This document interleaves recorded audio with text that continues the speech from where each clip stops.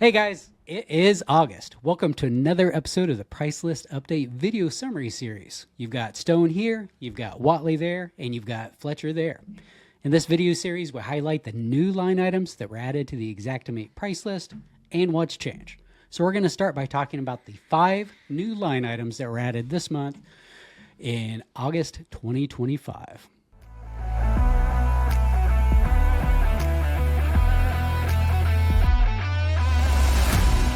New line items.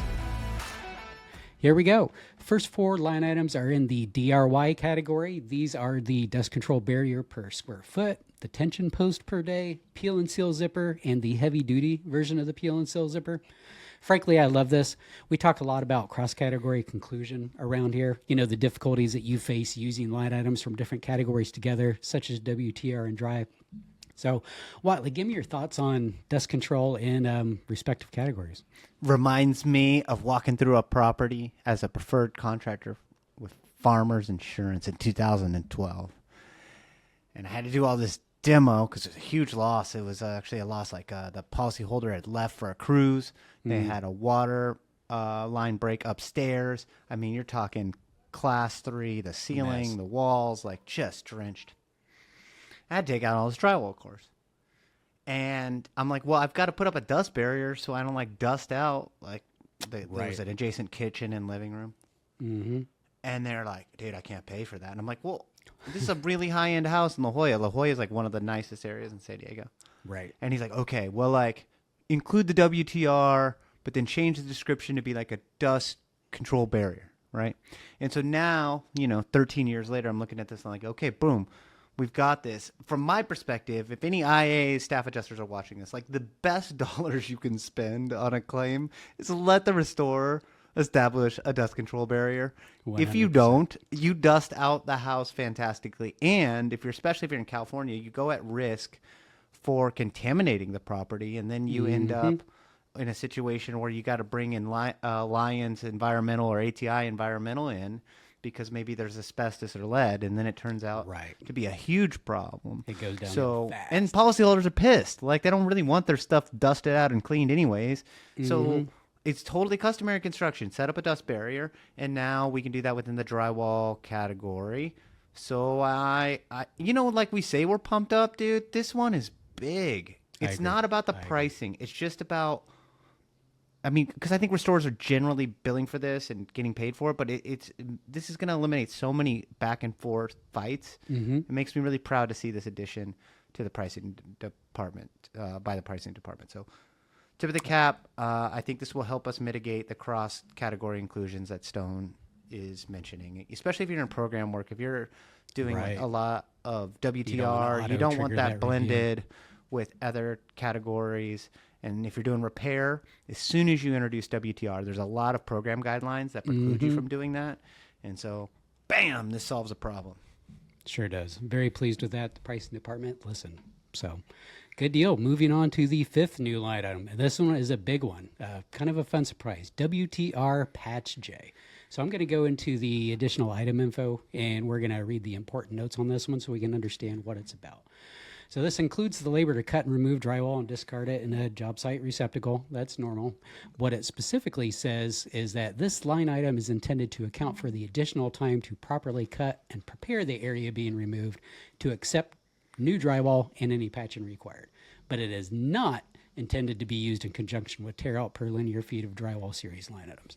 So essentially what they're trying to say is that there's a difference between, say, a mitigation tech and a hammer and somebody that's thoughtfully using a razor and a straight edge or a level to do a cut that you can actually do a seamless repair to. So does that make sense? What, ladies? Well, yeah, dude, but I think it's like rare that this line item would be warranted. So I want to clarify why. So typically if you're doing a 2-foot flood cut, 4-foot flood cut, you're going to use WTR, DRY, NLF. For those activities, like the drywall removal by linear foot, right? 2-foot flood cut, 4-foot flood cut. Yep. If you were removing, say, the entire ceiling cap, this again wouldn't be warranted because it's right to the edges and the perimeters of the ceiling. So this would only be warranted like if you had a class 3 loss and it came down a portion of a wall. So maybe you're you're ripping out the whole ceiling, and then one of the walls is affected, but only maybe 50% of that wall is affected, and you want to do that and remove it thoughtfully, then it would be warranted. And you've got that clean, nice cut to go right back up against. Yeah, you got it. So I think, Stone, your team's got some work cut out for them this month to include some rules within the actionable alerts ecosystem that, yes, reminds, you know, a user to include this if they're removing, you know, WTR drywall line items that are not by linear foot. However, we need to drive it out the calculations such that it will identify if there is an overage, because I think this line item could be used in the incorrect way with ease. And it's a lot of I think the industry's probably a little better trained now after the whole DRYPATCHJ debacle over the last 5 years. So I think they're a little bit more ready. But yeah, don't abuse this one, restorers. Like there are select cases where this would be warranted. And Stone, Fletcher, I encourage you guys to do some great work on the alerts front to try to guide the industry towards only using this line item as warranted. Right. And they have thoughtfully put in here the line items that it was not intended to be used with. And Fletcher, correct me if I'm wrong, but we've already started on this guidance within the actionable profile, haven't we? Yeah, we've started on it, and can't agree more in the fact that I think it would be, you know, potentially used in situations that aren't necessarily warranted. So really spent the time to, you know, guide our guidance in looking at those scenarios very specifically, and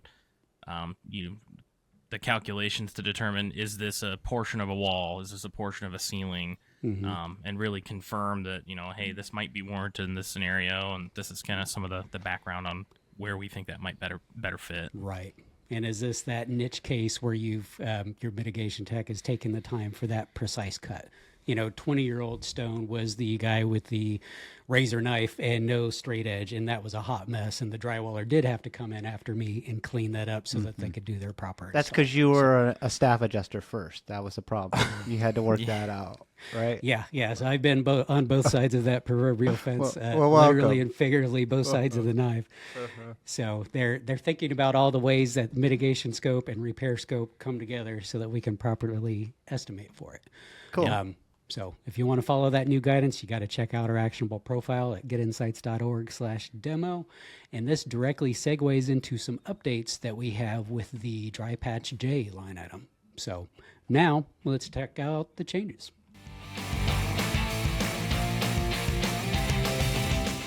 Check out the changes. Going to move to the line item changes tab. We're going to scroll up here. Right off the bat, we do have an update to the DRYPATCHJ. Got an interesting update related to that new line item.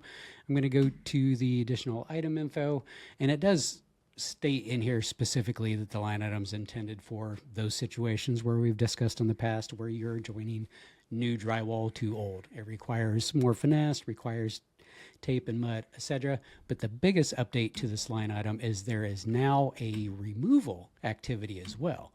And when you've selected that, the verbiage of this additional item info does change, specifying this is just intended to account for the additional time to properly cut and prepare the area being removed to accept new drywall and any patching required.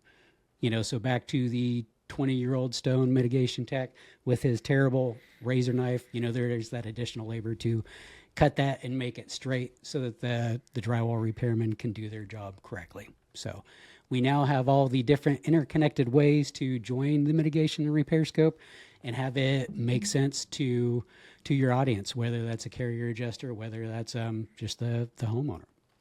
Yeah, I'm seeing something really positive emerge. You know, thinking back to 2015 and working with the pricing department at the outset of the relationship that we forged between Actionable and VeriRisk. And there was consistent reluctance to adopt line items like this, Stone, because the fear was that users would use them not nefariously, but erroneously when it wasn't warranted.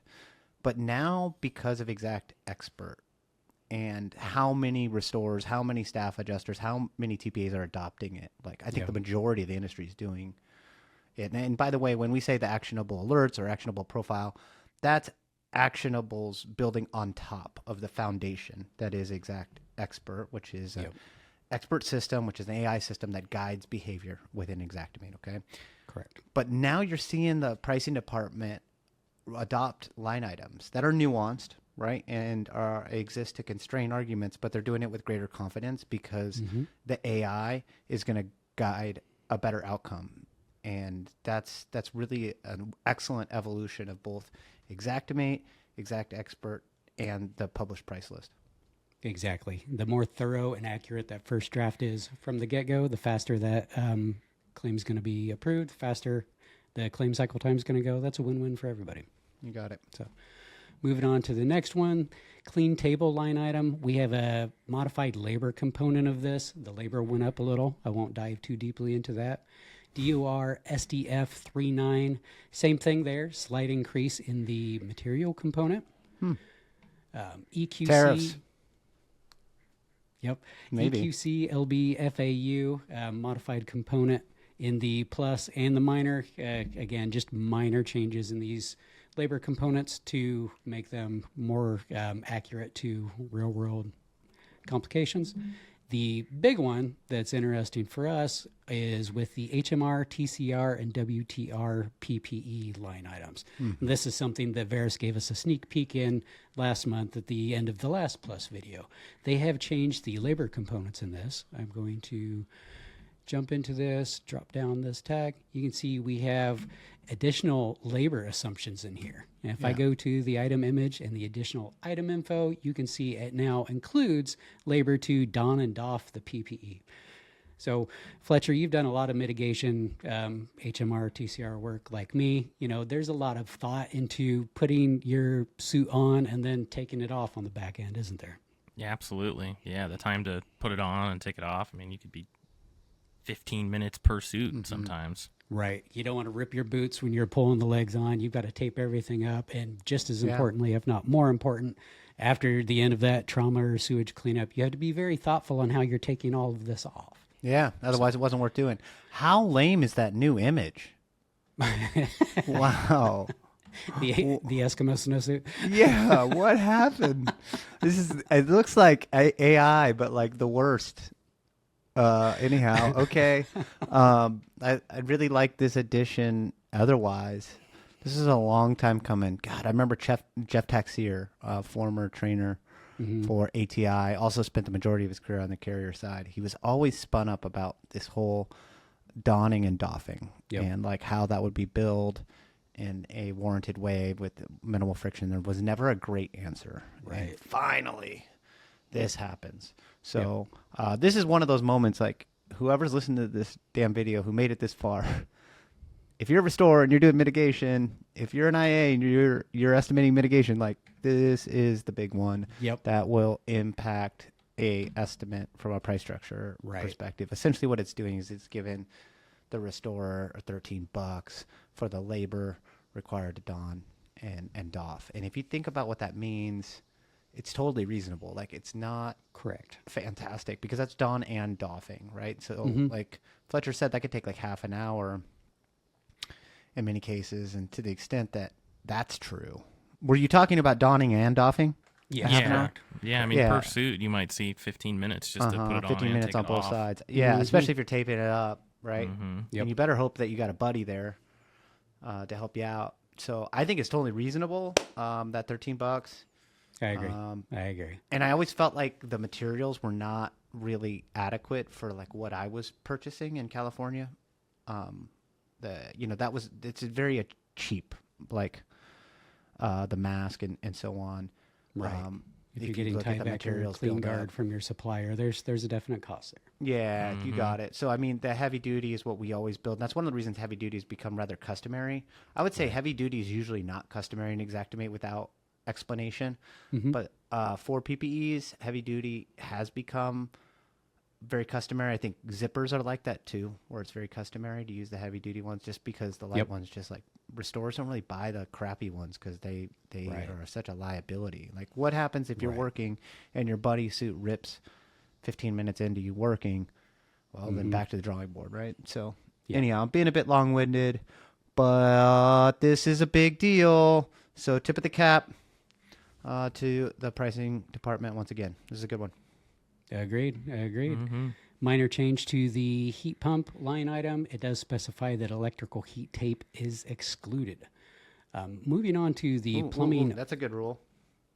I do agree. And Fletcher's actually already on that. We were talking about that this morning. So Nice. it's just another example of line item changes and how something can be added or removed from the existing assembly that you may not be aware of. And the AI and the profile is going to guide you towards that. If I see one more person on Ninjas tell me, I know all the line items, I've been doing this for 11 years, how the hell are you going to remember all those nuances for 17,500 structural line items? Get out of here. 100%. Every single trade outsource show that to I bring up. machines. Yeah. Every single trade show I bring up the October 2024 toilet seat change. And that's when you see in the eyes of estimators those who knew that they didn't come with toilet seats back in the day, but now that they do. So those are the big changes you need to pay attention to.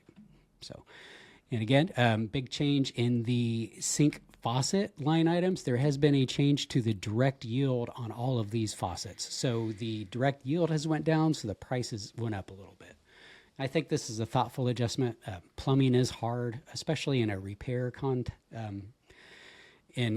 scenario. You know, you're dealing with a bunch of stuff under the sink. It's not new home construction. You're working around things, so it just takes a little more time to thoughtfully do that work. Yeah. So, you agree with that, Whatley? Did you look at the yield? Are they all the same for like gold plated and We pull brass? that up real quick and find out. Right, so direct yield 1.663 on the regular faucet. We'll go down to the gold plated. Pull that up. I expect it to be the same. Yep. Yeah. Yep, so yeah. they just dropped You the know, yield. I think it's probably too much complexity for the pricing department to handle. But if I was an IA and a contractor adjusted the yield down in order to increase the price for, say, gold-plated faucet, I would approve that. Because what's omitted often in the pricing department is like, what about the risk as a restorer? Like, I'm dealing with a gold-plated sink Right. faucet. And I'm not even implying that the gold-plated sink faucet is that valuable. I mean, you can see it's $700, but you screw that up, like, what do? You're eating that thing. So a plumber is going to have to be much more careful with including installing a high-end fixture, and that's not really represented in the price. So 100%. just both sides of the claim, be mindful of that. It's rare that you see a delta in terms of the quality, but sometimes that's warranted. Same thing goes with appliances, guys. If you put like an economy grade range in a kitchen, like think of an apartment, Yeah. that's a lot easier and represents a lot less risk than installing a Viking electric range. Oh, However, the affordance for the labor is the same. And so if you feel like that's not fair as a restorer, or adequate is probably a better way to say it, then perhaps reducing the yield, which would then increase the price, they have an inverse relationship, might be warranted. And in this case, I just pulled up the July price list. Let me drag this up. So here we have the July on the left. You can see the direct yield was 2, and it's went down to 1.663. So I think this is a good move by the pricing department. Cool. All right, now we have additions to the RFG tile roofing line items. So these got an update to clarify that they're referencing battens instead of just furring strips. I'll pull this up so you can see. Previously, it just said tile roofing furring strips, and then they went on to clarify that this is furring strips or battens. So I think, again, this is a great example of the pricing department listening to user feedback. You want to go with the common vernacular of the installers that are doing the work. And with a tile roof, you're going to hear about battens a lot more than you Is a batten the same as a furring strip? A really thick, long one, I guess. I mean, they're similar, but there's a major difference. Okay, cool. Right, Same, can you tell I'm a but roofer, not. guys? Yeah, okay. You're in Southern California, Whatley. This one's on you with the tile roofs. Uh-huh. I'm not touching that one with a 10-foot batten. Well played. Well played. Okay. So anyway, good move on the clarifications. Moving on down here, TMP fencing, they did do an update to specify that this does include pickup and delivery. I'm always a fan of when clarifications added to a line item. The less ambiguous it is, the What better kind of for- fence is that? It looks like a pickleball net, right? Yep, this Yeah. is as temp as it gets. You get the pads that just sit on the ground, Right. usually in a parking lot. But and it's you like just 4 slide feet that. tall. Like I could just walk over that, like, Yeah. straddle it. I don't know. That's a Bare weird, minimum another weird compliance. image. Yeah. Okay. We're getting there. We did get a minor update to the WDRRDOR. We talked about this back in June. They just further clarified that the item's based on a standard sliding door with one fixed pane and one sliding pane. Cool. So that it's easier to understand which of the lube recondition line items you need to use in every circumstance. WTREQ and EQA have been updated to specify that they do not have assumptions for remote monitoring equipment. So if you're using remote monitoring systems, you need to use those appropriate line items. Are there remote monitoring? Like, yeah, there are, right? So you wouldn't include WTREQ for remote monitoring because now that's a separate line item. Right. We've got 3 separate line items. We've Got got the 10 sensors, the additional gateway, and each additional sensor. That's interesting. Cool. If you're using remote monitoring, Did you ever do that, dude, at Midwest? Did not know. Yeah, me either. It was a little before my time. But I think that's where the industry is heading. Oh, absolutely. You see Seen what some interesting Dooley's things doing? Yeah, it's exactly what I was going to bring up, the Kahi stuff. Yeah, I think they're getting there. I agree. I agree. Yeah, Clean Claims is doing it. They're getting there. So if you're into remote monitoring or you're thinking about that direction, take a look at Kai, take a look at Clean Claims. They have some interesting technologies. Yes. That I think are just like a thoughtful, better way to perform that function. You know, a lot of times we drove out to a job site and we were doing it out of obligation. You know, you can only charge an hour, so it wasn't really doing worth doing. In some cases, yes. Some cases, no. I mean, I don't want to give IA staff adjusters the impression it was never warranted. As a restorer, you're going out to a property, and more times than you could imagine, like the German Shepherd is run through the containment's down. Yep. Or your policyholder's turned off your DHU because it scared the cat. It's loud, right? Or the panel is busted a breaker, right? That happens all the time when you're deploying. So there are reasons to get out there, but I'd like to think that the new remote monitoring systems are intelligent enough to tell you when something is awry, and then you could deploy your staff intelligently. It's in nobody's interest to find out that the DHU is down for 12 hours in between monitoring. So Yeah. great technology to have. So, all right, that's all the changes we have this month. Let's look forward to the future. Forward to the future. So we've got a couple of upcoming changes. The pricing department is going to be reviewing material associations of different grades of shingles. They are going to be reviewing the labor associations of RFG steep and RFG high charges. This is going to be an interesting one for us because the actionable alerts already provide guidance for those additional add-on line items, both overage and emission. You want to make sure you're using those correctly. And this last one, I did a lot of mitigation in my life, so this is interesting. Additional items for vinyl floor underlayment and transition strips. Sometimes the components of those systems are a little wonky, and there's just a line item that doesn't quite fit right. So it's going to be interesting to see what they've got coming out next month for us.